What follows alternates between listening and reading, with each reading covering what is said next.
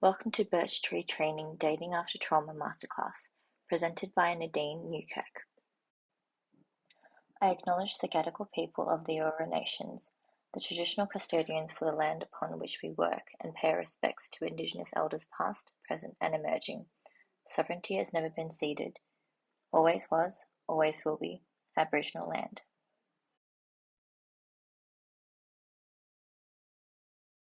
Understanding how trauma affects people in terms of their attachment styles, understanding various different attachment dynamics, specifically the anxious avoidant dynamic, which is very common. And then I'll be going into specific dating strategies. So this will look at key concepts that can help people, key kind of metaphors or overarching kind of themes that come up in dating, particularly as well using dating apps, because this is very much a part of the dating world at the moment. How to clarify what someone's looking for, their values, what they're looking for in a person, what they're hoping for when they're going into dating, and then to be able to actually filter in the dating pool whilst they're doing this. And I'll be weaving throughout this different strategies from cognitive behavior therapy, DBT. I also run DBT groups. I'm a very big fan of all these DBT skills. And so there might be some skills that you know already, but also specifically applied to the dating situations and maybe some new ways that you can think about using them. And yeah, about 7:30, we'll be having a 5-minute break. After the break, I'll give an opportunity if you have any questions. And then at the very end, I'll be leaving some time, about 10-15 minutes or so, for questions as well. So looking into attachment and trauma, I'll go into this in some background, and I know that this might be familiar to some people. Hopefully this could then just be a refresher for your knowledge and moving into dating. So with attachment, John Bowlby, an attachment theorist, he came up with attachment theory, looking at how infants and children bond with their primary caregivers. And he called this a primary motivational system, that for survival, it's really important for young people, infants, to be able to attach to older caregivers who can provide food, shelter, comfort, emotional support. That we wouldn't be able to survive in this world if we couldn't rely on other humans. And so we have this innate drive to attach to those closest to us, those close caregivers.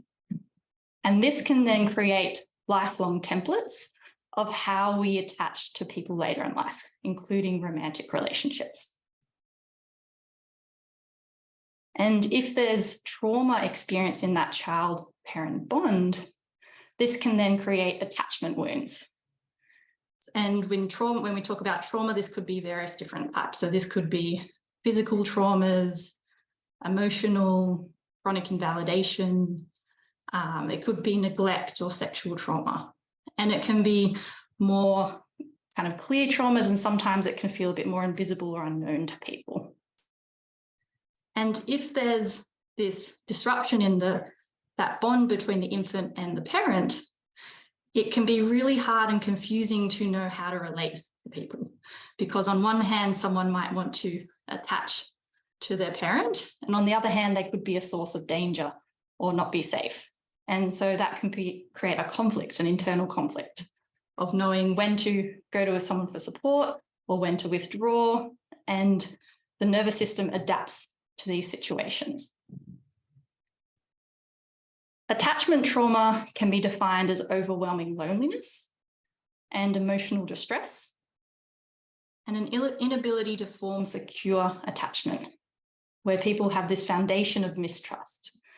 And that, while it may be very adaptive when they were younger, because the people they're around weren't so safe, it can become problematic later in life when maybe the people they're meeting for relationships and dating, some people might be safe and some not, and it's hard to know the difference between the two. Sometimes it might be trusting people who are actually very unsafe, or kind of dismissing people who are actually stable or secure attachment. And when people have attachment styles that have come from attachment trauma, this can also lead to increased risk of further attachment trauma. So, for example, someone who experiences more anxious attachment style might be more likely to be a victim of intimate partner violence. Someone who has a diagnosis of borderline personality disorder, which is key difficulties in emotion regulation or managing relationships, then have a significant deficit in relationship health. So there can be a lot of dysfunction there. And it's also been shown that people who have chronic invalidation in childhood then have further in life more dysfunction in their romantic relationships. So here's a bit of a visual around polyvagal theory, and it can be helpful to understand how someone's nervous system can be responding when they're later in life and dating and trying to get into relationships. The writing might be a bit small, but I'll just describe kind of the main parts and how it can relate to this talk. So in the green zone, this is the state of the nervous system where someone feels safe. The nervous system says there's no dangers, and someone can relax more. So they experience more joy. They're in the present moment. They can feel more playful, more grounded. The ventral vagal nerve is activated.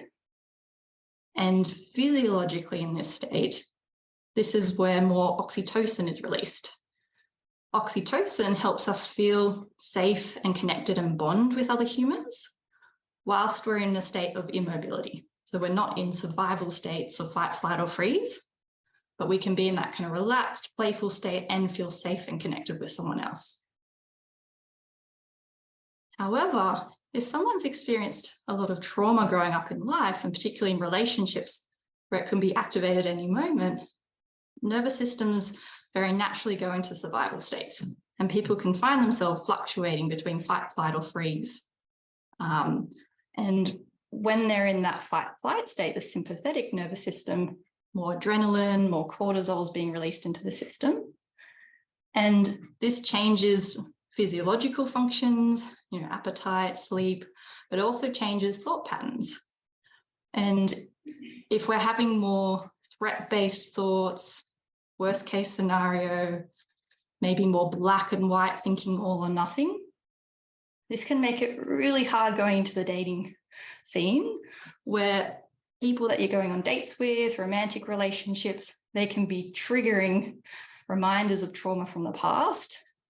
And instead of releasing oxytocin, someone's flooded with cortisol or adrenaline, which makes it then harder to assess in dating situations what's safe, what's not safe. There might be more impulsive behaviors like feeling anxious, so having that urge to quickly avoid, maybe ghosting someone or ending dates prematurely, or maybe that fight response, kind of reading a text message and seeing threats in it. Or someone might also find themselves in freeze, the upper blue state, which is where it's more of that shutdown hibernation. And someone might feel more numb to emotions, maybe more self-blame or hopelessness. And physiologically, body postures, eye gaze, the way someone sits can be more shut down, less communicative. And that can be harder going to relationships as well. If someone experiences those freeze shutdown responses, they might not be communicating their emotions and therefore their needs to someone, which could mean that maybe someone appears to think that they're doing really well, and actually this person's really suffering on the inside or has a boundary crossed, and that's not being communicated in a relationship. Or maybe there's a lot of self-blame going on, and instead of looking at the other person's contribution to a date not working well, there's a lot of feelings of defectiveness, or there's something wrong with me. So this can be helpful to talk through with people who are trying to go through dating and have difficulties with trauma, showing these different nervous system states and understanding how this is affecting when they go into a date.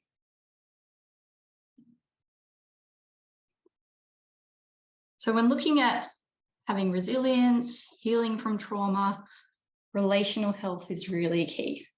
If someone has had a stable person in their life, romantic or not, whether it was a stable teacher or whether it was a stable friend, maybe a stable relationship later on, this is really helpful for getting more stability in the nervous system and being able to heal from trauma.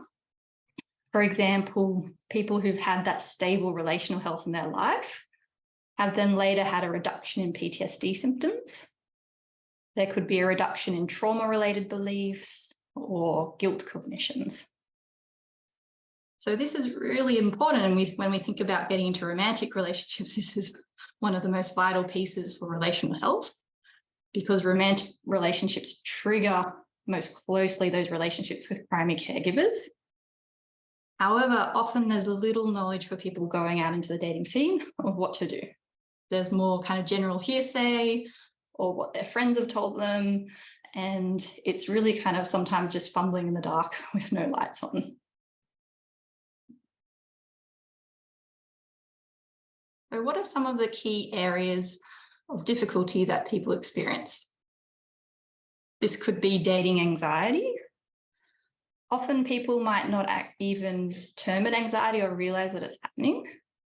Some signs of dating anxiety is if someone's having lots of kind of racing thoughts, kind of worst case thoughts when they're going into a date or afterwards, a lot of rumination. Maybe it's doing text message exchanges and there's a lot of kind of checking behaviors, going back into someone's profile 10 times on the app or rechecking how a message was sent. There might be a sense of urgency that I need to decide in the first date if this person's my long-term person, or I need to know 100% if it's a no. There's difficulty in kind of sitting with the uncertainty that's very natural in dating, especially in the early stages. Also, dating burnout. So it can be quite common for people to be throwing all they can into dates, maybe going multiple in a week. And then when it's not working out as they hoped, maybe feeling really disheartened, feeling really exhausted by the whole process, feeling it's really hard to, have another person ghost or have another person say that they don't want to continue. So then you might find people stopping and maybe not just for a week or so, but not dating for 6 months or, completely deleting the apps for a month or two. And there can be a bit of a stop-start behaviors. People might find themselves in casual relationships when they're really looking for a long-term companion, finding themselves kind of not getting past the stage of getting exclusivity. People might find themselves getting in repetitive patterns, maybe finding people who are unavailable or unhealthy in some way, maybe emotionally abusive or incompatible, that they end up dating someone when they know they really want kids and the other person doesn't, but they keep finding themselves in these situations with people where in the end it's not going to be compatible. There can be challenges with confidence and self-esteem. So it's a really common when someone's been trying and dating for a long time, the nervous system can go into that upper nervous system state of shutdown. And when we get into that state, there's more depressive thoughts, more self-blame. The mind's trying to make sense of the situation, and when it can be really confusing why some people do some very strange behaviors in dating, the easiest default setting is to go to self-blame. And it makes someone actually feel more in control of dating. Because if we say there's something wrong with me, then I can just fix me and then everything will work out. It's harder to acknowledge or accept we can't control other people's behaviors. And if this self-blame default setting is there, then people might try and over-fix themselves. So the focus is on what can I do differently? How can I text differently? How can I act differently on a date? Maybe over people-pleasing behaviors, trying to guess what the other person's wanting because there's a feeling that I'm not good enough. You can see differences in filtering styles with people. So sometimes it can go on the extremes of either too high filtering, which is where someone can have a really, really, really long list of all the criteria that needs to be ticked. And sometimes that criteria isn't really audited to check, is this actually most necessary in a long-term relationship to have this element there? Do they really need to love rock climbing as much as I do? Or you can have low filtering, where someone's getting into a relationship if someone's there and interested, even though maybe it's not healthy or not compatible. Difficulties with assertiveness skills. And there can also be some difficulties with distress tolerance. That going into dating definitely triggers a whole lot of emotions, particularly if someone's had trauma. It's a minefield for triggers. And there can also be some really hurtful kind of dating behaviors going on, especially online on apps where people don't reply, or, a love bombing where they're showing lots and lots of interest and then suddenly drop off all at once. And being able to manage these really difficult feelings that come up in dating can be challenging and can lead to more impulsive behaviors, maybe kind of going on lots of dates or kind of sleeping with people that, they didn't really want to, or maybe high avoidance, just refusing to date altogether.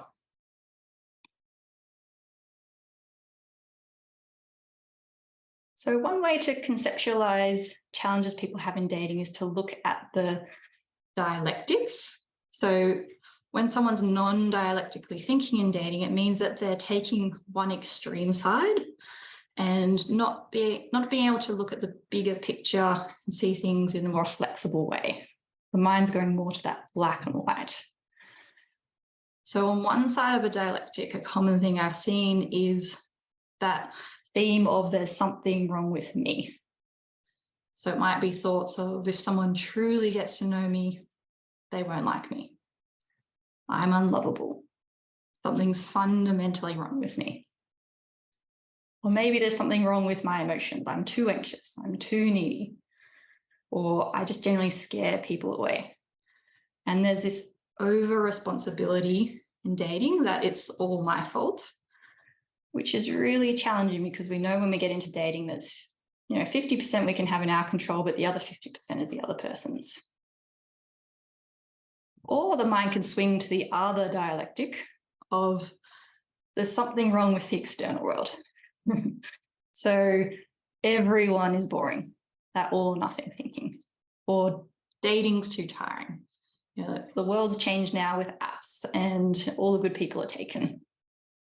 Or I want, this feature, this feature, this feature, this feature, and no one out there has that. So it's either something's broken with the dating scene, broken with the people I'm seeing, and that actually makes someone powerless because they're putting the power into all the things that they can't actually change. And then we get common general advice, which is often what people are going off when they go into dating. So there might be advice of just be completely happy by yourself and then you'll meet the person. That, if you're trying to seek it, it's not going to work. It could be you need to play hard to get for someone to like you. So really encouraging someone to not be themselves or not set up boundaries. There could be thoughts of opposites attract, so go to someone completely different to me, or birds of the same feather flock together. So actually I need to find someone with my exact same interests and likes. Maybe there's thoughts of you'll know you found the one when there's lots of sparks, lots of chemistry, like in the movies or the love songs. That'll be instantaneous sparks and then it'll all work out happily ever after. People might say, give the person another chance, you're too picky. Or they might say, don't put all your eggs in one basket or focus on one person, make sure you're seeing multiple at the same time. Some advice is you need to act uninterested at the beginning. Don't show that you're liking them, or don't show that you're excited, not allowed to show those emotions. Or you're being too picky and you're not getting any younger. So you can see just in these general sayings, this advice that might float around, it's very confusing and very conflicting. And it doesn't really give concrete advice or steps of how to go about the process of dating. Before going into the next part, I'll go over a bit of dating lingo in case there's some terms that you're not familiar with. Ghosting. This is where you could be communicating with someone via text or talking with them, going on in-person dates, and the communication's flowing in a certain way. Maybe you're texting 3 times a day, and then suddenly you don't hear anything. The communication stops. And there's no clarity, there's no kind of understanding of why someone's not talking anymore. Breadcrumbing. This is where you're going on dates with someone and you might be having fun or enjoying it and wanting more dates, but they're not meeting all your needs. They're not really giving you everything. So maybe you're wanting to hang out quite regularly and you haven't heard from them all week. And just when you're about to move on and start to date someone else, then they text and ask to meet up. But you're only given one little bit of breadcrumb at a time. It's never fully fulfilling. You're never given the full loaf of bread. 40% person, this could also be 60% person or 80% person. Similar to breadcrumbing, where you're only getting a certain percentage of your needs met. And if you're wanting a long-term committed relationship, say if it's a 60% person, 60% of the time they're acting as though they're in a relationship with you, but the other 40% they're holding back. And this can be quite a trap because you feel like maybe I'll get the 100% eventually, and there's a lot of hope there. Situationship. This is where both people are acting as though they're in a relationship. Maybe, hanging out, spending time at home or on weekends, and it feels comfortable like a relationship, but there's no clarity. It's actually more getting the benefits of a relationship, but you're actually in a casual connection where you don't have any of the security of a relationship. And the last one, love bombing. This is where someone will show up in a really big way and maybe provide a lot of affection, words of affirmation.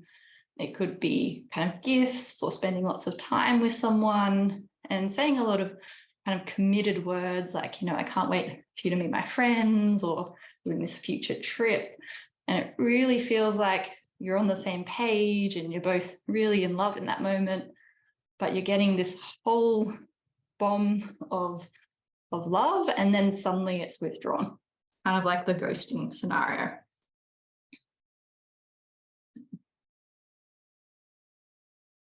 So looking at attachment styles, so I'll go over briefly, 3 key attachment styles, but I'll be more weaving into how it applies to dating because I know that a lot of people might be quite familiar with this. Anxious attachment style. This is where someone has high sensitivity and attunement to other people's emotions, dynamics in relationships, other people's needs. So it's like a really finely tuned thermometer or detector system. And there's high accuracy as well in noticing a change in our dynamic. If someone regularly texts quite a lot with a lot of emojis and then one day they text a little bit less and don't use emojis, someone with anxious attachment style will be able to notice that very quickly and with quite accuracy noticing that there's a change. The difficulty is with anxious attachment style is that the amygdala, the threat detector system of the brain, is more likely to fire at the same time. And this means that someone might go into more of those survival states like fight, flight or freeze, and there's more of a threat bias. And the thinking becomes more black and white or rigid.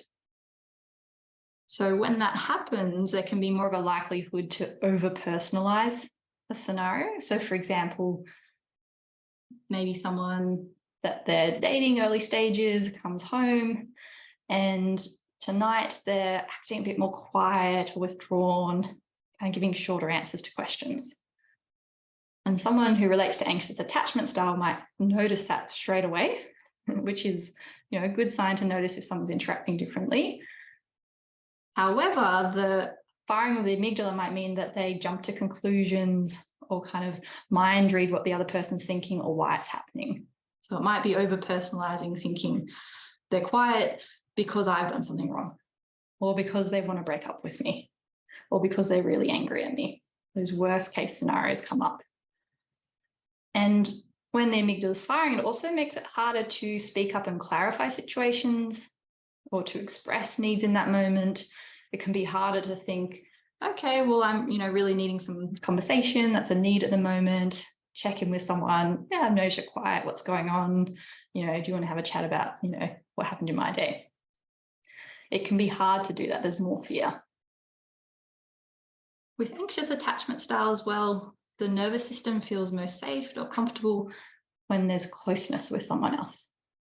So if there's closeness in terms of physical, spending lots of time together, but also emotional closeness, whether it's deeper conversations or kind of more contact on text messages or phone calls. And if there's perceived distance or is distance between two people, then the anxious attachment style flares up and the nervous system finds it really hard to feel settled until there's closeness again. Someone with anxious attachment style as well might be more prone to neglecting their own needs. And they've got such a good focus on other people's needs that it comes at the expense of their own. So how could this play out in the dating scene? Someone who has more relation to anxious attachment style might be more prone to attaching to the 40% person, the breadcrumbing person, or love bombing. So this is where they might be really hyper-focused on, part of the percentage of things they're getting from someone. And if they're not getting the other 60% of their needs met, there can be an over kind of conclusion that it must be something wrong with me, or I'm unlovable. So it's not really worthwhile ending with this person because the next person's just going to think I'm defective. So keeping on going, or difficulties knowing that actually you have a right to have those needs met and that actually you could find someone who can meet all of your needs.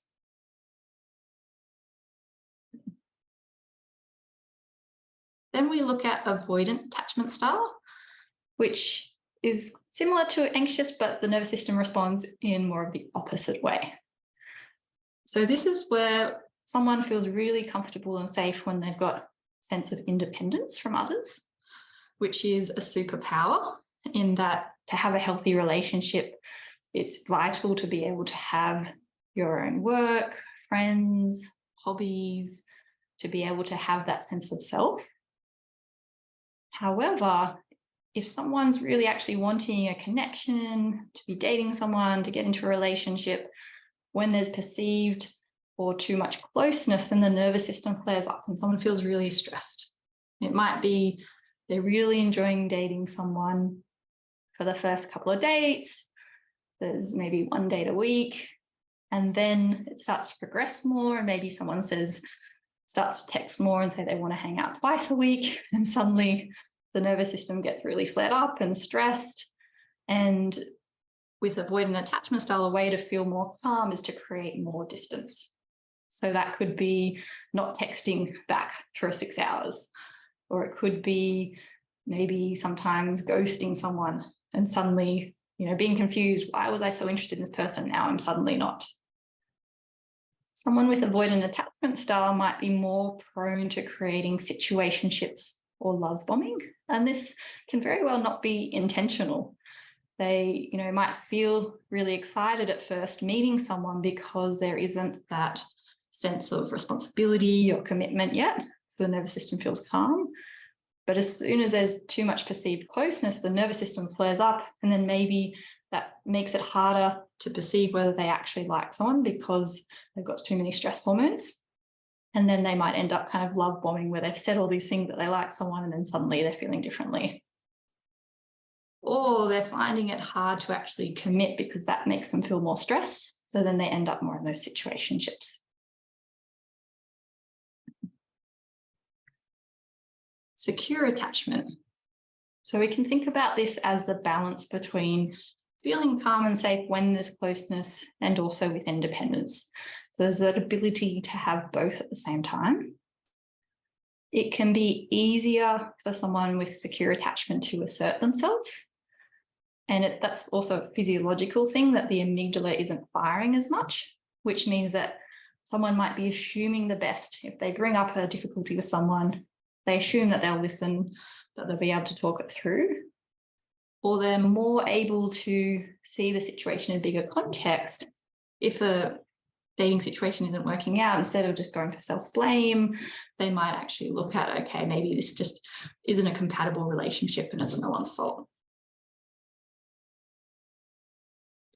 Someone who relates to secure attachment can be more prone to getting to long-term committed relationships if that's what they're wanting, because it's easier to filter in the dating pool, to speak up and express your needs, which is easier for your need to then be met. And it's easier to assert yourself and be able to kind of say no to unhealthy relationships and say yes to healthy ones. This can then have implications for someone who might relate more to anxious or avoidant attachment. So in the dating pool, if you have more people who are securely attached leaving the dating pool because they get into a relationship, there's more saturation of anxious or avoidant attachment styles when you go into dating. And avoidant attachment generally don't tend to be attracted towards each other, nor do anxious and anxious. The more common dynamic is for anxious and avoidant attachment styles to pair. And there's nothing wrong with this. That can lead to a very healthy relationship if there's awareness and knowing skills how to support both people's nervous systems. If there isn't that conscious awareness or maybe limitations in skills, there can be that anxious avoidant dance where someone who really wants to spend more time with someone starts texting or messaging or wanting to hang out more. The person with avoidant attachment then gets that flare up of stress and they distance more, which makes the person with anxious attachment more stressed. And it's just flaring up each other's nervous systems, unfortunately.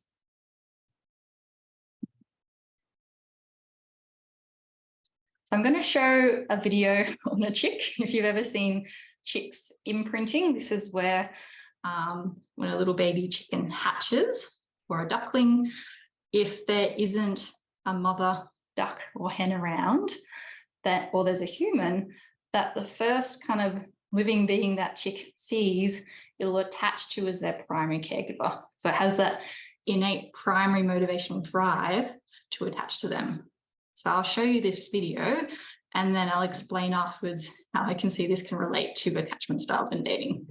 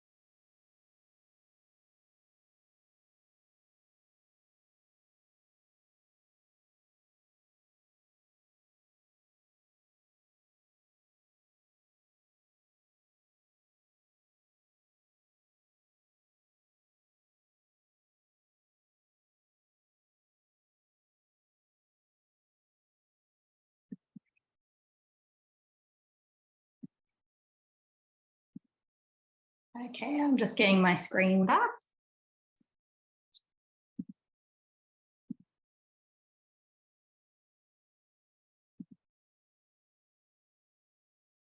So hopefully, if anything, you found that video cute. I see that as showing maybe how someone with anxious attachment style might feel. That when you're going into dating, there's someone that you might imprint on. You know, we talked about someone with anxious attachment style might be more prone to attaching to someone kind of more quickly, not being able to filter as much. So, you know, you meet someone on a date and straight away you're attaching, even though this person might not be meeting your needs or might not be so healthy. So at first that human was walking away and kind of not meeting the needs of the little chick. And the chick was feeling quite distressed and kind of chirping and, you know, running after it and, you know, trying to get that closeness again. However, once the human was meeting the chick's need, bathing it, drying it, you know, patting it at the end there, then the chick's nervous system settled down and they could feel more calm and their needs could be met. So when we think about supporting people in dating, it's not that we need to change attachment style or anything like that. There's nothing wrong with them, but we're wanting to know more kind of the unique kind of superpowers of each attachment style for someone, the unique challenges, and help support them get their needs met. So yeah, as I said, with each attachment style, sometimes people can have these thoughts of, oh no, I can relate to anxious attachment. Now no one will want to be with me, or I've got avoidant attachment. It means I'm never going to be able to be close to someone. And that's not the case at all. That each attachment style has its unique superpowers. Someone with anxious attachment style can be really good at picking up an issue when it's, you know, a little blip instead of Mount Everest. And that can be really helpful. And it's building skills about how to speak up or assert themselves alongside that. Someone with avoidant attachment style is really healthy to know that sense of independence. And that's just building skills how to communicate with someone else when they're needing space and how to do that in a way where they don't kind of completely disrupt the relationship. So some key concepts to help support people understand what's going on in the dating process and to kind of keep in mind as they're going through skills. One of them is remembering that the way that their nervous system has been kind of stimulated up until now, and it could be from family dynamics in the past, from traumas, kind of past dating that they might have more recently been going on, that some people might have had overstimulation of the nervous system. So this is where they might have ended up in unhealthy relationship patterns. If you're with someone who's a 40% person, you'll be getting this high rush of kind of relief and excitement when you see them and when you get those needs met that small percentage of the time. And then in the in-between time, the 60% where your needs aren't met, you'll be feeling this drop. You'll be feeling anxious, maybe low, you'll be feeling confused, mixed emotions. And then when you see that person again, you've got that high and you might be yo-yoing between those extremes, between highly anxious, big emotions, and then relief. And the nervous system can kind of get used to that roller coaster, that yo-yo. And it can mean that when we're used to those patterns, when we meet someone who's more stable, and maybe they're consistent or meets our needs, at first we can undervalue it or misinterpret it. So it can be common for people to say, I don't know, this person's showing up, they're sitting right on paper, but it just feels boring. Or there's just no spark. Or I can't tell you why, but I'm just not interested. And people might look back in their history once they learn about attachment styles and see, okay, maybe I can see a few people where there was secure attachment and I was filtering them out quickly and I was going for the people who were maybe emotionally unavailable or things like that. And so it's really important to be paying attention to, you know, these yo-yos of the nervous system and knowing that it's okay if there's a period where it's not 100% all sparks, that feeling of contentment should feel like a really good friend. You don't need to worry about whether they're going to hang out with you next. Sometimes if you hang out with them, it might be a bit boring, but it's familiar, it's comfortable, you can enjoy each other's company and feel safe. You've got that oxytocin. You don't have the rushes of the cortisol and adrenaline. So it's really important to help remind people, of course, if it's 100% no after a date, we don't continue. But if it's that maybe, if it's there's some things there, but it's not all 100% there, we continue until it's a yes or until it turns into a no. And also sometimes someone might find themselves in a relationship with someone where it's more secure, and at first they might feel a little bit numb for a period of time. And that's okay, and that's normal. It's the nervous system readjusting after having those roller coaster kind of high sparks. Another key concept that can be helpful to get across is the mindset of abundancy versus scarcity in dating. So when there's a difference in these mindsets, it can really influence someone's feelings and thoughts in dating and then change their actions. Scarcity mindset is thinking it's very rare to find a relationship or even one, where all needs are met, but that's a unicorn. There's hardly anyone out there. It's really not that likely or not that possible. And that creates a sense of either hopelessness or a sense of urgency. I need to rush. And it can make it really stressful going to dating. It also means that when we get into a date and maybe someone is showing up but not all the way, we stick with it longer because we're too afraid to end it because we don't think there's anything out there afterwards. With abundance mindset, this is thinking, okay, even if I dated 3 people every week for the rest of my lifetime, I wouldn't even scrape the surface of people who could be a healthy match with me. That if I screwed up with this person, there's always going to be another person. And this creates a sense of knowing that we can practice new skills, we can try things out, we don't have to get 100% perfect all the time, and that there's lots of opportunities to meet someone. I'll give an example from the recent COVID lockdowns. So I was living in the suburb neighbouring my sister, and when there was scarcity of the rapid antigen tests. So we were needing to do tests all the time, but there was just like none in the stores, none available. There was no stock. I had scarcity mindset. So I had thoughts, it's impossible to find RAT tests. There's none out there. I did try a little bit. So if I incidentally walked past a pharmacy, I'd check, but that was only very rare. And when I saw that there was no test in the pharmacies, that just reconfirmed my beliefs. Oh, see, there's none available. It's not possible. My sister, she was in the, same area. So there was the same amount of tests, but she had abundance mindset. She had thoughts, it's possible to find tests if I try hard enough. So she would call up multiple pharmacies, she'd get on wait lists, she'd get a partner to check, she'd regularly check in different stores and different locations. And she actually, through those different beliefs, through those different actions, ended up with abundance of tests and could give it to our whole family. And so although there wasn't a difference in the amount of tests between what I could access and her, our mindsets really shifted our behaviors in that, and that can really change things in dating.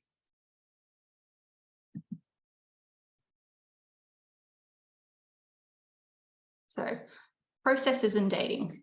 We've talked a little bit about trauma, how it can affect relationships, common challenges that people can have. And now I guess we want to get into the nuts and bolts of what is a way to most effectively go about dating where we can reduce burnout, we can help ease some of that anxiety, and we can be more effective in choosing and finding people.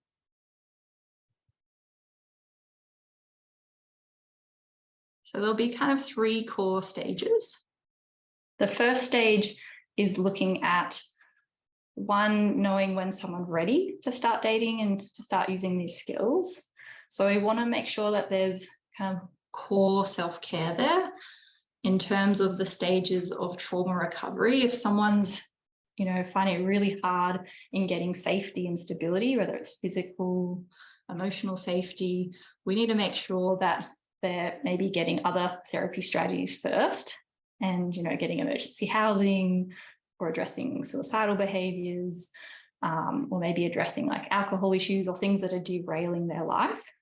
And when We don't need everything to be completely 100% perfect, but getting some stability where there's at least safety, and then can look at, how to go about meeting people and getting that consistency in dating where it feels like I'm chipping away at this, but it's not completely overwhelming my life.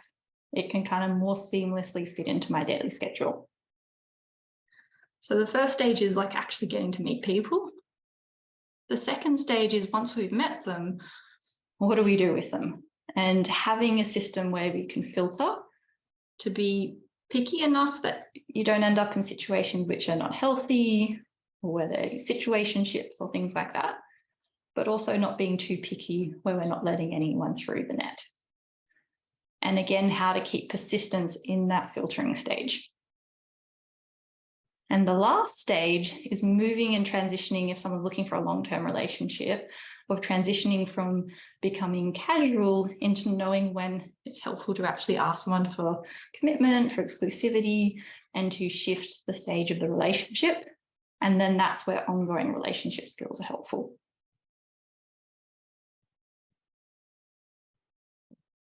So big thing when meeting people this day and age is the apps. And, we can get on the apps just like we might go and order food or go online shopping. And sometimes it can be really confusing how to use the apps most effectively for dating. So we'll go through some practical tips of what someone can do. First of all, with which app to choose. The main thing is not to have these thoughts of scarcity, that there's this one particular app where that app's just faulty. The algorithm is broken and I'm just going to completely ditch that app altogether, because that starts to create more scarcity mindset. We want to have the mindset of any app can work. It's more we just want to get consistency and not kind of overwhelm ourselves. So, picking an app where it feels like there's people in your age group, and then we want to kind of use a consistent system. Setting up someone's profile. So to meet people, we want to start from the very beginning, and it can be helpful to sit with someone and have a check, like, what type of photos, do they have front on? Do they have ones where they're by themselves? Do they have anything where they're showing a bit of their hobbies or personality? And also, what are they looking for when they're going to dating? So we want to really clarify what are the key deal breakers. And this is things like, if you definitely want kids, putting that on the app. If it says a certain religion, someone that you're wanting to get into a relationship, putting that on the app. So really being clear, what are the things where if this person didn't have it, I wouldn't want to pursue a relationship. People might have fears that I'll scare everyone away, but actually we want to filter out the people who aren't going to be a match from the beginning. It's going to create much less stress later down the track. With swiping, what people can commonly do is have too much criteria when they're swiping. So there can either be no, I don't like, the way person had this lighting, they mustn't, be putting much effort in, or I don't like that they had 2 sentences instead of 5 in their written response. And they're really filtering people out before they even get to properly know them. So we want to keep the criteria low for letting someone through the net. We want to actually more assess if they're going to be a helpful match once we meet them. You can't know when they're just a bot on a screen. Common traps people can find themselves in once they match with people is either having too many messages going at the same time. If you're having 30 chats with different people, by the time the 10th person has asked you, how's your weekend? It's going to feel so boring and exhausting. And it really adds up the amount of time that you're spending on your phone. So being really clear and clean. If we've got a clear, uncluttered space, we can think more clearly and be able to assess whether we want to go on a date with someone. So keeping it minimal, like maybe it's having a certain criteria, like only 5 people that you can match with at a time. Process those, go on dates, and then when someone's out, you can let someone new in, instead of just swiping for hours on end because we're bored and then matching with 50 people at once. Looking at the messages that people send. So a big lesson I've learned is don't just take for fact when someone says, oh yeah, I message people and no one wants to go on dates, or everyone's boring, no messages are interesting.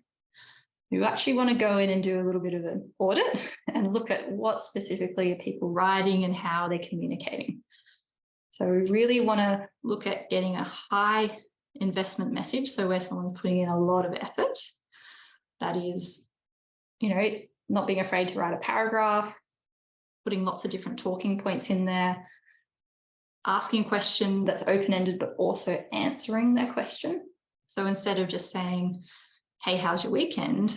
Saying, how's your weekend? Any lowlights or highlights? My highlight was I went snorkeling, it was crystal clear.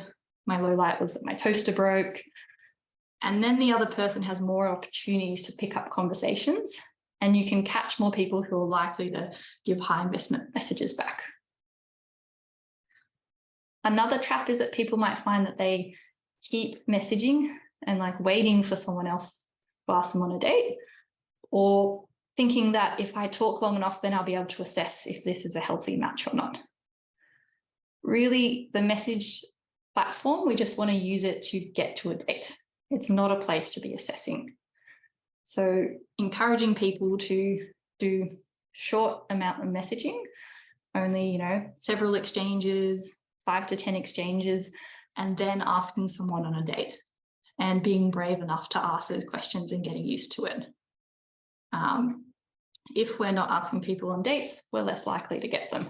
And usually most people are just really excited that something's happening on the apps. Video dates. So it can be really tiring going on dating because you're getting a whole bunch of people in the dating pool. And if you have 100, you might have 10%, which is a good match, and then another 5% where it might turn into a long-term relationship. You might have 20% of people where you would not normally want to hang out with this person, and a whole bunch of people in between. And when you're swiping, you don't really know who you're catching. And sometimes going on an in-person date can feel really daunting. So the time it takes to drive after work to get to the date, and then maybe in the first 5 minutes, you've kind of assessed, this person's body language, maybe they're not so friendly, or the conversation isn't flowing. You know that you're really actually not that interested after a short time. But then you're sitting there and maybe you've organized a meal, you're sitting there for an hour or two, trying to get through conversation. And then you drive all the way home, and before you know it, after work, you've done 3-4 hours of your night and you're feeling really exhausted. And that memory of it not working out will make it harder to, get yourself out there, take that risk and go on another date. So video dates can be a workaround for this to help reduce dating burnout. So this can be after messaging on the apps, asking someone, hey, I've really enjoyed chatting, want to do a video date sometime. And this means that instead of having all those hours used up in a day for a date, you could do a 20-minute date, or an hour date if it's going really well. And then you're in the comfort of your own home. Once you finish, you can go back to your usual routines. If it wasn't a helpful match, I know people have never regretted going on a video date, that they felt really glad that they did it. And if it did feel really exciting on the video date, it actually makes it more enticing to go on that in-person date. It doesn't actually discourage people.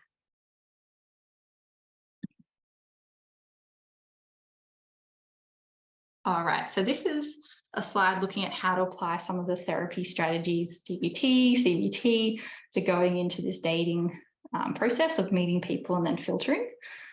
It's 7:30, so I think it's a good time to have a break for stretching the legs, getting a cup of water. So we'll come back at 7:35, and then I'll give a bit of a time for questions up until this point as well. Therapy strategies. So looking at different therapy strategies that can be applied for people going through dating. As I said, I also run DBT groups, so I'm a big fan of those kind of skills at Toolbox. One of them, the mindfulness skills, there's these core skills called the what and the how skills in DBT. And I have to admit, when I first learnt about these skills, I kind of brushed over them because, you know, mindfulness is a buzzword. I was like, yeah, I know mindfulness. But I actually really like it when going through these skills with people because it breaks down how to particularly apply mindfulness very concretely and in small, minute kind of components. So, for example, if someone's got a text message from someone and they tell me, I'm not sure if I want to actually go on a date with them because they said this joke, which I think was, you know, they were trying to be condescending or mean or rude. And sometimes at first we can take that face value and be like, okay, well, if someone's rude, then definitely don't continue. But what we want to do is be mindful that it could be the case, you know, that someone said something cruel or against values or something like that. And in that case, a deal breaker.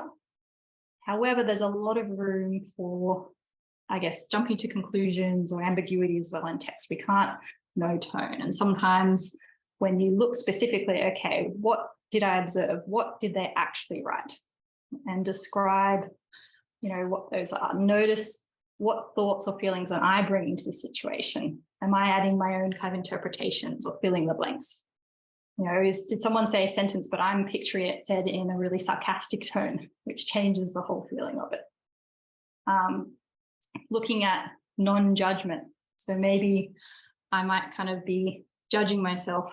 Like if I see a text message and I think, oh, I don't know if it's the right person. So if I continue on a date and doesn't work out, it's going to be all my fault. And we want to come back to, no, actually, you don't know till you go on the date. And if we look at the text message and say, okay, we don't know if you said it in this particular tone, it could be actually a fun, light joke. If you said it in this tone, maybe it could be rude. If we're still unclear and the facts aren't there, then let's continue with the next date and see and get more data, get more information. Also in the what and how skills, there's this term effectively. And that's knowing what your goal is and doing what works to help you get closer to that goal. And that can be really useful to come back to in dating because sometimes there can be that urge where there's really intense emotions to do things impulsively, to suddenly jump off the apps and not use them at all for 2 weeks. And we want to come back to, okay, what's the most effective for me to chip away at this goal of a relationship? If I'm feeling burnt out, maybe I take a conscious break where, you know, I take this weekend off or I take the next week off and I consciously do self-care things, see friends, recharge with the intention to go back into dating instead of just unconsciously kind of going off it with an unlimited time period. Behavioral experiments, which I'll actually go to in the next slide. Use of rewards can be really helpful in dating. So it can be stressful, it can sometimes be arduous, and we really want to think it more like a marathon instead of a sprint. And to get ourselves, to get your nervous system to do things that are hard. So if someone's normally relates more to anxious attachment, it can be really hard to speak up and say their needs. It can flood them with a lot of anxiety. And to do those hard things, we need a little bit of an incentive. So for example, I've talked about with someone, they found it really hard to even just ask someone to go on a video date. So we set up, okay, if you ask one person on a date, whether or not they say yes or no, book yourself a massage. So we set up a bit of an enticing thing to help them do those hard steps. There's a whole module in DBT on interpersonal effectiveness skills, which I love. They're around assertiveness, self-respect, and, you know, knowing how to keep or maintain healthy relationships and focus on the other person. And dependent on what someone's strengths are or the challenges, you can pick and choose some of those skills or give them the whole toolbox. I'll go into some more in detail in some slides. A lot of problem solving comes into helping someone go into dating. So sometimes it's actually really about having that coach, that person on the sideline where you've gone on a date and you're trying to assess, what do I do next? And you're having someone practically sit with you and kind of go through what is the next step, instead of jumping ahead to, I've met this person, it feels really great. So, you know, let's organize buying the house now. Or I don't know if I like them, so I'm just going to suddenly end it all. And we want to come back to No, how do we stay consistent? How do we go on another date and get more data? So I've helped people practically think about how to rearrange their work schedule so they could fit a date in but not feel too burnt out. So sometimes it might not seem directly related, but it actually really helps the dating process. And also coming back to core self-care, often that can get missed, especially if someone's really highly motivated in dating. I've seen some people who might book, 4 or 5 dates in a week, 2 dates at a time on a weekend, and they're spending all their spare time going on dates because they're, really wanting to find that person. But in doing that, you're also neglecting needs of kind of time for yourself, time to recharge, maybe time to focus on friends. And we want to keep helping people come back to that balance of focusing on other parts of their life and chipping away at the dating, not doing an all or nothing.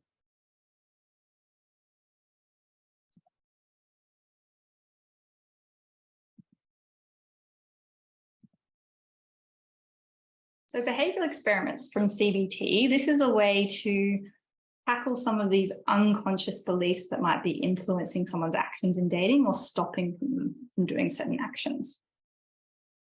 For example, some beliefs I've come across are, they'll think I'm weird if I ask for a video date. So even though I know I'm getting burnt out of those in-person dates, I don't want to ask for one. Or maybe if I ask people if they want children, I'll scare them off. Even though that's, 100% I know that I want kids later on, I don't want to ask. I can only ask like 3 months or 6 months in. Otherwise, no one would want to be with me. So we can talk about, challenging those thoughts or reframing, but there's only so far we can go with just talking about it. The nervous system won't fully kind of encode that or really truly believe it until there's some practical evidence, there's some new learning. And this is where we can set up actual experiments to test out these beliefs. So some examples are, I actually had a friend who, I suggested video dates and she tried, I think she texted 2 people and then said, both of them said, no, see, no one wants to video dates. I just can't do it anymore. Everyone thinks I'm weird. And I encouraged her, okay, if we want to be a true scientist, we don't want someone to test a medication just in one scenario. We want them to test it, in a randomized controlled trial of thousands of people. So I told her, okay, ask the next 10 people on a video date and then get some more data and see what happens. Sure enough, the next 3 people all said yes, and that shifted some beliefs around video dates for her. Another date you could experiment you could set up with someone if they're afraid that asking people about kids will scare them off is to actually test that out and get really concrete in setting up the experiment and how you know whether or not that belief will be met or not. So it could be saying on the first in-person date with someone, ask the next 5 people that you go on a date with if they want children. And not only kind of just say, hey, do you want children? Actually express really enthusiastically your reasons for wanting them and see what happens. When I was in my master's training, we had to do this on ourselves, these behavioural experiments. And I picked doing a dance in a shopping centre in the broad daylight at lunchtime.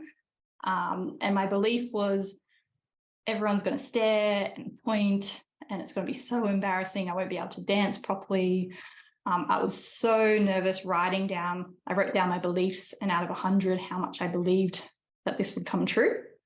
So I believed 90% people are going to stare, look at me strangely, frown, things like that. I then went to the supermarket. I had a friend having a timer. I can't remember how long, maybe 2 minutes or so to do a dance. And I had to make sure that I looked around and checked. If I just did the dance and looked at the ground, I wouldn't be able to actually confirm were people pointing, what were their facial expressions. So I had to make sure that I got that data while I did the experiment. It actually really shifted my belief when I did it. So I flailed my arms and legs and it was quite busy. People were walking by, having a lunch at tables nearby. And I actually changed from embarrassment to annoyance because no one paid attention. That There were people walking like a meter away from me and they barely even turned their heads. I think I had one person in the distance kind of look and smile, but otherwise no one really cared. That really changed my belief around what would happen if I, meet a grand gesture in a shopping centre. And this can be helpful to really encourage people, whatever kind of doubt thoughts they're having, see if you can bring out the CBT behavioural experiment worksheet and kind of go out and write an experiment with them. Other ways to challenge thoughts is to look at helping people reframe. And a big belief or kind of reframe that I found helpful is looking at, what does someone think a successful date looks like? Or what does someone think is a successful way of dating? If we've been consciously dating for 2 months, how will your mind say we've reached success? And because, one obvious one is get into a relationship. But the truth is, even if we're putting consistent strategies in, we don't know when we'll meet that person in that time. It could be the next date, it could be at the 100th date. And we want to think about it more like a marathon, that even if it takes the next year or two, it's worthwhile. And if we're being consistent with the strategies, we're still learning and it's still effective. Some people might have thoughts of a successful date is if, I kiss by the 3rd date, or if everyone I encounter really likes me, that there'll never be any tension, there'll never be any conflict or arguments, or I'll feel completely calm the whole time. And the difficulty with these is they're very arbitrary and we don't even actually really know where these rules come from. That you could meet the person that's going to be a really long-term person, but maybe you don't kiss until 2 months in. And that's okay, that doesn't actually matter. And if we get every person to like us, that could actually mean that we're over people-pleasing and overextending, and we're not actually speaking up and testing someone's emotional maturity or how we manage kind of conflict or hurdles together. So a helpful reframe I found is looking at success in a different way. That success in dating is being able to identify and act on your own feelings and needs, and be able to assert yourself and express yourself in dating. And this could mean that actually initially more dates end up not working out. And actually that's a success. So it can be hard to get the head around it, but if I'm speaking up, which means that I'm filtering out people who aren't a suitable match, it's actually more of a success than going on a date with someone who's 40% for the next 3 months. Another way to reframe is that I've acted in line with my values. If I value honesty in dating, instead of just ghosting someone and not telling them why I don't want to go on another date, I speak up and text and let them know, it was really nice to meet you. For me, I don't see it going long term. So, I don't want to go on a second date. And no matter the reaction of the person on the other end, knowing that you listen to your values. Whereas if we judge success based on other people's reactions, if someone has low emotional maturity, or maybe, are abusive or things like that, they might get angry if you don't want to go on another date. And then we can interpret it that I've done something wrong and this wasn't a success. So we want to come back to, what are my values in dating? How have I acted in line with that, regardless of someone else's reactions? And also another reframe for success is actually pushing myself to, in a healthy way, move towards my goal and gradually expose myself to uncomfortable thoughts and feelings and scenarios in dating. That if maybe I have a fear of abandonment, based on past trauma, it can be really anxiety provoking just to go on any dates. And I might think that because I'm feeling really anxious going to the dating procedure, that's a failure on my part, that it's not working. When actually the anxiety is coming up because I'm getting into uncharted territories of dating, I'm actually pushing myself closer and closer towards my goal. So actually some of those uncomfortable feelings are a sign that I'm actually heading in the very right direction. It can be useful to remind people that when we're going into dating, we don't want to expect no problems, no heartache, no kind of hiccups or hurdles, that actually that's part of the parcel of dating. And if we can get into a mindset where we have a willingness that unlimited amount of times I'm willing to experience heartbreak to get to my long-term goal, then we're not as shaken when we say, okay, I'm only allowed to have heartbreak twice and then I give up completely. And also helping people reorient back to their internal compass. Often there's questions of, when's the right time to share my difficult family history with someone? Or when's the right time to, have sex or get further with intimacy? And they're often trying to guess what the other person's wanting and adjusting behaviors to that. And we want to come back to, there's no kind of wrong, right timing for it. We don't need an arbitrary kind of timeline of a certain date. It's more dependent on each individual connection with someone you're dating. And it's more tuning into your feelings and seeing how comfortable you feel and acting on that and asserting yourself back to that internal compass. Okay, so I've got a bit of an exercise that I find can be helpful with people I see, and I'd like to do it with you all today so you can get a bit of idea for yourself, and if it's helpful you could use it with people that you're seeing. So this, I see it as a bit of a mixture between cognitive challenging and motivational interviewing. It's from a mindset coach, Elizabeth Salazar, and it's helpful for that. When we go into dating, we've got the practical steps of using the apps, meeting people, things like that. That's half of it. But the other half is our mindset, our doubt thoughts. These are, half of the barriers that get in the way. And this is an exercise to help clarify what your goals are, where you're wanting to head to, and helping overcome some of those mental hurdles. So I'll give you a couple of moments now to grab a pen and paper, or you could just write notes on your phone, just get something where you can jot some notes down.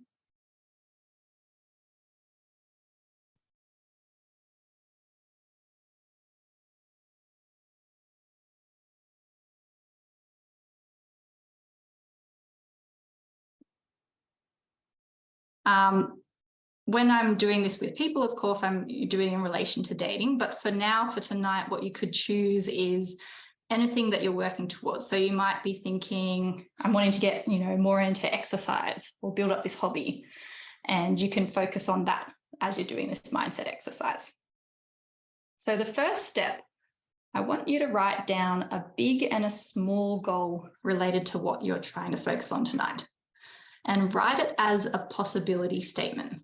So for example, it's possible to create a fun and loving relationship within the next year. And a small weekly goal might be, it's possible to create, 2 dates in the next week. So get really concrete and write down a big and a small goal for what you're working towards.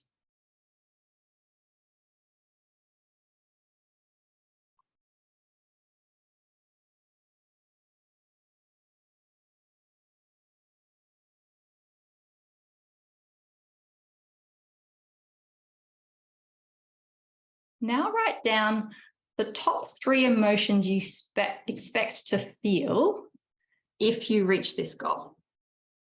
So, for example, if someone were to get into that loving, fun relationship, they might expect to feel content, maybe love, and maybe excitement. So whatever you expect to feel.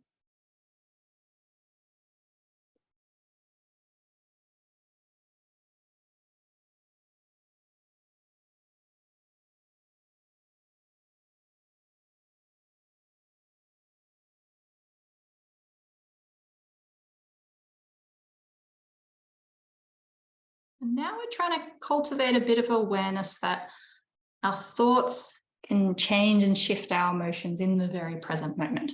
So even though our thoughts might be related to something we're predicting in the future, it creates a very real present emotion in the now. So write down 2 thoughts that could create those top 3 emotions in the present moment. So for example, if someone wrote down they'd feel love or excitement with a long-term relationship, 2 thoughts that could cultivate that could be, I have loving, fun relationships with friends, in my life at the moment. And this is possible to create, with someone that, is a romantic relationship. Or it could be thinking, I'm really excited about, my hobbies and work and things I have in my life. And, I'm ready to share that with someone. And that could create that excitement feeling. So 2 thoughts that can create those top 3 emotions.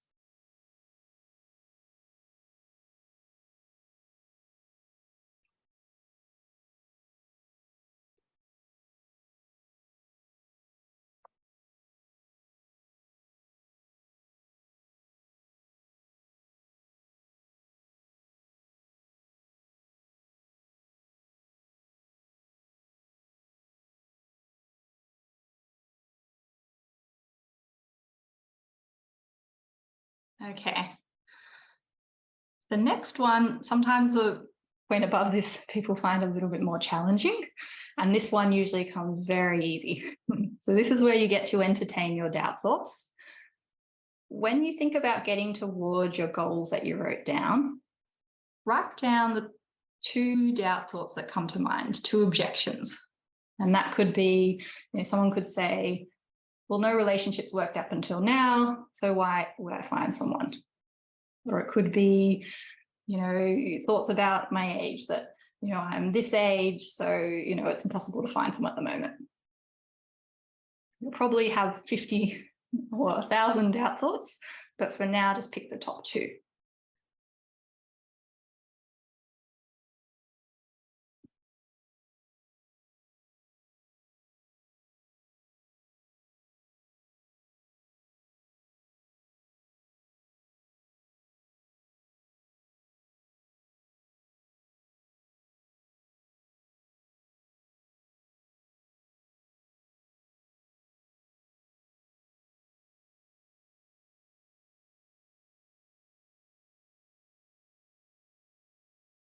Now we can get into a bit more of that cognitive challenging. So we need to remember here that sometimes when the mind's been thinking certain thoughts for a very long time, it'd be a well-worn kind of neural pathway, neural pattern.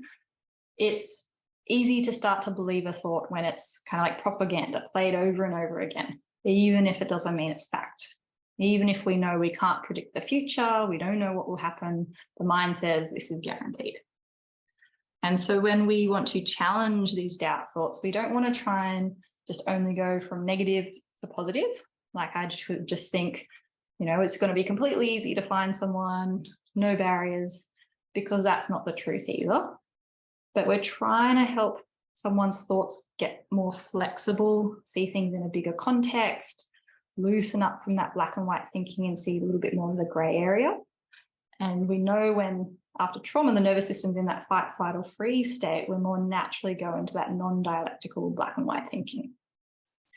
So this is where we can consciously try and introduce some new thoughts, some new sentences, just a bit of fresh perspective for the mind to think about. Often these doubt thoughts are just running in the background over and over again like an earworm music, and we don't even realize how much they're weighing us down or influencing us towards our goals. So now write down a challenge to each of these doubt thoughts. So there's 2 doubt thoughts. That could be, if someone had the doubt thought, it hasn't worked up until now, so why would it work? We could write, I can't predict the future. What I can control is skills I'm learning, and I've practiced lots of skills. Or, I've learned this one new skill this week. So trying to get a little bit of perspective, a little bit of flexibility. Or, I expect that it'll hurt and it'll be challenging and it might be hard at times to find people, and it's possible if I consistently chip away at it week by week.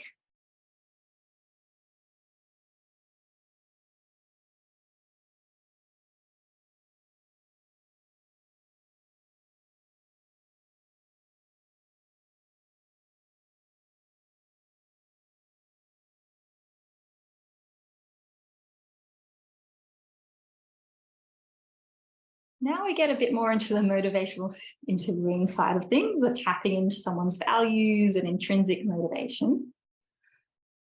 So imagine that you're your future self. And without a doubt, it's just done. You've reached your goal. So if someone wanted a relationship in a year, they want to create a date in the next week, that's done. And what we're doing is we're just working our way back. We're figuring out, how did future me get there? So write down all the steps, all the things that you did, whether it's practical, whether it's changes in your thinking, whether it's people or resources you used. How did you get towards your goal? What did you need to do? Was it doing a course on assertiveness skills?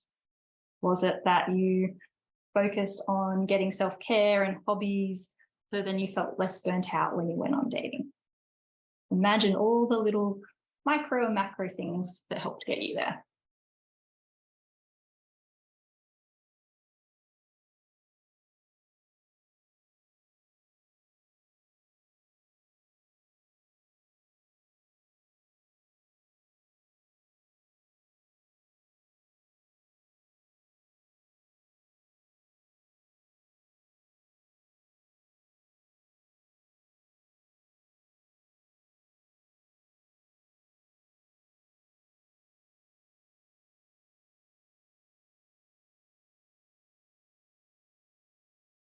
And the last step, write down one practical thing that you can do towards your smaller goal this week.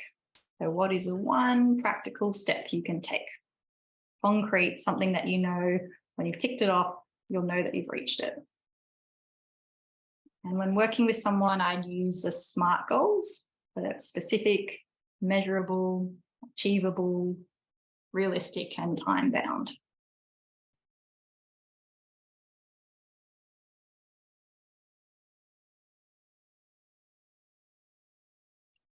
All right, so that's the exercise.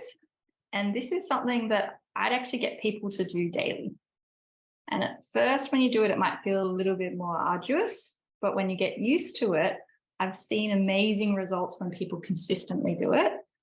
I like from Amber, a dating coach, she used an analogy of, it's like you've got a stain on a shirt and you throw it in the washing machine. And at first it comes out and the stain's kind of there, but it's a little bit more faded. And each time you wash it, it loosens it up and gets a little bit more faded. And it's the same with these thoughts that can kind of get lodged, these doubt thoughts, which can really hinder us, that we don't want to just try once to do reframes or kind of find that intrinsic motivation, those values. We want to constantly be re-reminding the brain, reorienting to that long-term goal and the practical, consistent steps we can take towards it.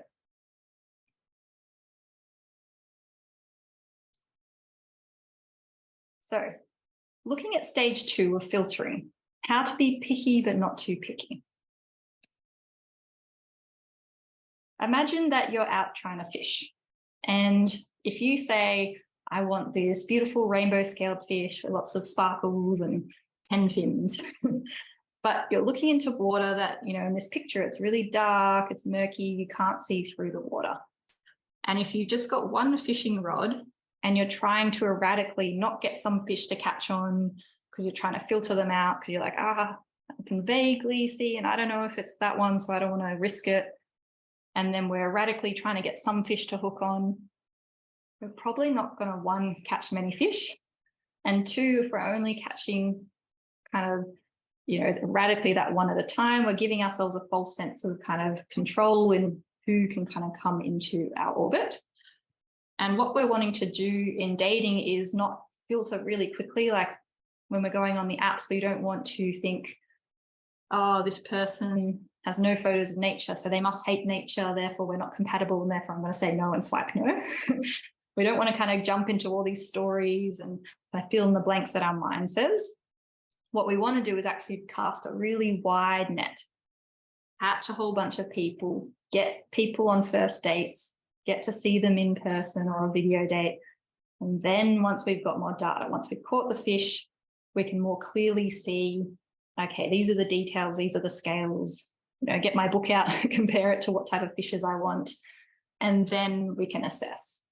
And so Amber Grubman, the dating coach, she talks about this upside down funnel, that sometimes people, they have a funnel at the beginning where they're going on the apps and they hardly let anyone in. And then when they meet someone on a date, they're in the kind of funnel and they just let anything go then. And then we keep going on in situationships or with a 40% person. And we can actually waste a lot of time. We can use up a lot of time if we're with someone where it's not really compatible, but we spend 2 months with them. And then we do that with the next 4 people. That's nearly a year gone. Whereas if we could have been more open with our filtering at the beginning and then actually assess once we get to dates and have a spread of people, then we can more see who's compatible and who's a match. After someone's experienced trauma, it can be really useful to go through concrete deal breakers.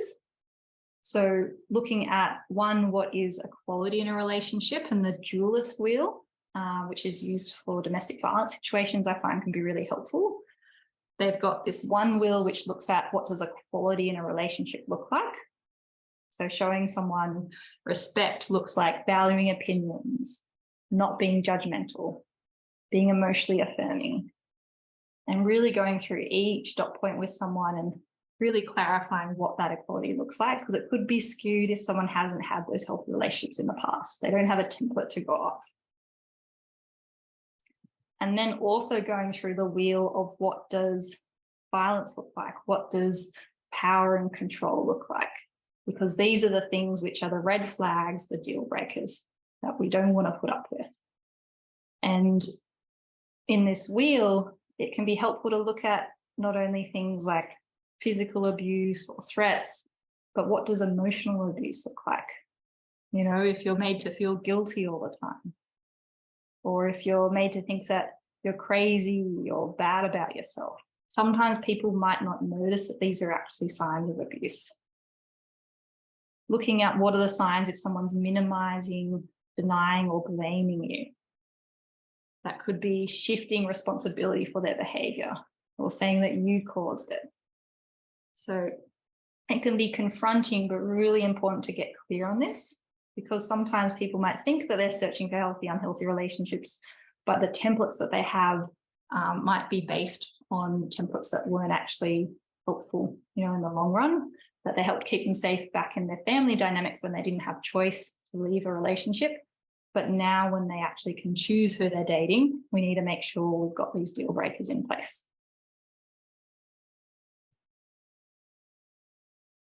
Another way to filter can be using the 5 elements, again from Amber Grubenman. So I talk to people, it's thinking about like ingredients for a cake. So the base ingredients, you need flour, sugar, egg, milk, water.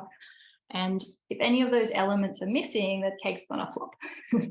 And so this is 5 base things that if they're there, can equal a healthy long-term relationship. And if any of them are failing or not working, that's a sign that, we want to move on, maybe not continue with it. So the first one, friendship. Do you have that base of feeling that you can have flowing conversation with someone, get each other's jokes?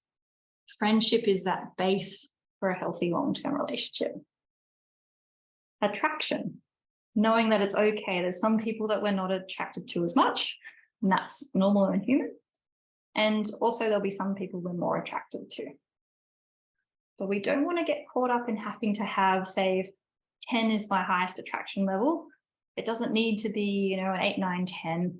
Otherwise, I won't let anyone in the net. That if it's a 5 or above, we want to continue, because we know that once we've got emotional connection, if our needs are being met, actually attraction can grow. Similarly, if we have someone who's a 9 out of 10 attraction, but maybe they're really rude or emotionally avoidant, their attraction can actually go down. These are the 2 elements that people usually get to know early on in a relationship. Maybe, you can assess that more on the first date or a few. The next 3, it takes some time, and that can really help people to remember that patience, to be able to tolerate that uncertainty, that to assess if someone's a long-term, we need data, we need, patterns over time, and we can't rush that process. So this is respect level. Can someone see your side of the perspective? Do they care about your emotions or what you're going through? They don't need to have the exact same opinions all the time or see things the exact way, but do they have that care? If they cancel a date, are they just cancelling last minute saying, I can't do it, or not even writing? Or are they texting, I'm so sorry, I was really looking forward to tonight. Could we organise another time? I know this is last minute. So they're cancelling and caring for your side of the experience. Growth mindset. So compared to fixed mindset, if you come across a challenge, and that's normal and natural in dating and relationships, maybe one person has a job where they work a lot and the other person is having more of a need to spend more quality time together. In itself, that might not be a deal breaker, but if one person's fixed mindset, so they're like, well, this is the way it is, this is the way my job is, that's take it or leave it, there's no room to kind of negotiate or figure out a shared solution.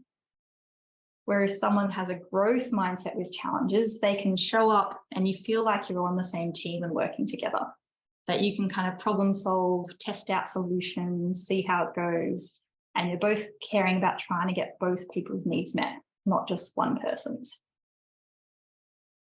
And lastly, similar visions, shared values.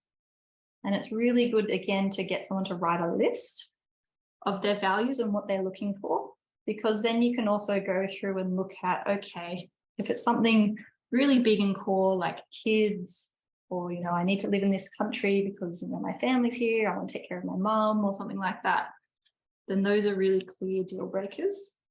But if they're ones like, you know, this person must love bird watching, these are something where if you have all the other elements there, you can work around that. Maybe you get your needs met with another friend, or maybe that person enjoys certain types of walks, so you can do the bird watching while they walk. You can figure it out together. So this is a good one to kind of give someone as a template before they're going on to dates. And after they've gone on a date, instead of just assessing it based on impulsive feelings or, you know, maybe biased assumptions or thoughts, come back to the 5 elements and look at, you know, how are we going here? I mentioned before in DBT that there's a whole module on interpersonal effectiveness skills. So I find these really helpful to go through with people. There's worksheets on boundaries, maintaining self-respect in relationships, how to have a conversation when emotions are high, or, you know, if we're feeling things like shame or self-blame, how to be able to assert ourselves and identify the needs and what we need to talk about in a conversation. The give skill, often I find people are really good at this. So this is skills around being interested in someone else, validating them, you know, caring for the other person. If someone's naturally, I guess, maybe a little bit more people-pleasing or attuned to someone else's emotions, I'll teach them this skill more to show them that this is something they want to be receiving back as well. We want it to be mutual.